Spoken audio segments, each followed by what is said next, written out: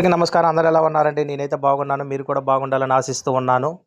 భారత్‌తో పాకిస్తాన్‌కి మధ్య ఉన్నటువంటి ఉద్రిక్త పరిస్థితుల నేపథ్యంలో ఈ పహల్గామ్ ఘటన జరిగిన తర్వాత పాకిస్తాన్ తమ యొక్క క్షిపణి పరీక్షలకు సిద్ధమైనట్లుగా తెలుస్తోంది. జమ్మూ కాశ్మీర్‌లోని పహల్గామ్‌లో పర్యాటకులపై జరిగిన ఉగ్రదాడి నేపథ్యంలో భారత్, పాకిస్తాన్ మధ్య ఉద్రిక్తతలు పెరిగాయి. ఈ సమయంలో పాకిస్తాన్‌తో దౌత్య సంబంధాలపై భారత్ కీలక నిర్ణయాలు తీసుకుంది. ఇలాంటి ఉద్రిక్తతల వేళ పాకిస్తాన్ కూడా కీలకమైన చర్యలకు దిగింది. పాకిస్తాన్ తాజాగా కరాచీ తీరం వెంట క్షిపణి పరీక్షను చేపడుతున్నట్లు ఏప్రిల్ 24వ తేదీ ప్రకటించింది. ఈ మేరకు తూర్పున ఉన్న కరాచీ తీరంలో భూతలం నుంచి భూతలం మీదకు ప్రయోగించే క్షిపణిని పరీక్షించనున్నట్లు ఒక నోటీసును జారీ చేసింది.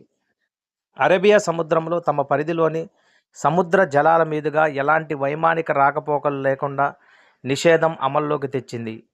ఆ ప్రాంతాన్ని నో ఫ్లై జోన్గా ప్రకటించింది. ఆ పరిధిలో నావికులు సంచరించకూడదని హెచ్చరించింది. దాదాపు 480 కిలోమీటర్ల దూరంలోని లక్ష్యాలను ఛేదించగల మిస్సైళ్లను పరీక్షించనుంది.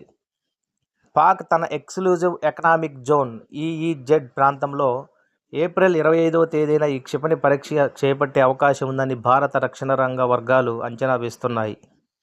పహల్గామ్ ఉదంతంపై ఆగ్రహంతో భారత్ తమపై ప్రతీకార దాడులకు దిగితే తాము కూడా అందుకు సన్నద్ధంగా ఉన్నామని తెలియజెప్పేందుకే పాకిస్తాన్ ఇలా క్షిపణి పరీక్షలకు దిగనుందని యుద్ధరంగ నిపుణులు చెబుతూ ఉన్నారు.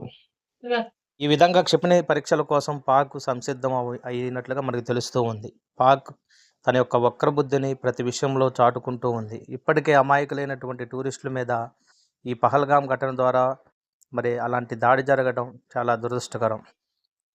మా యొక్క విశ్లేషణ మీకు నచ్చినట్లయితే దయచేసి లైక్ చేయండి, సబ్స్క్రైబ్ చేయండి. ధన్యవాదములు.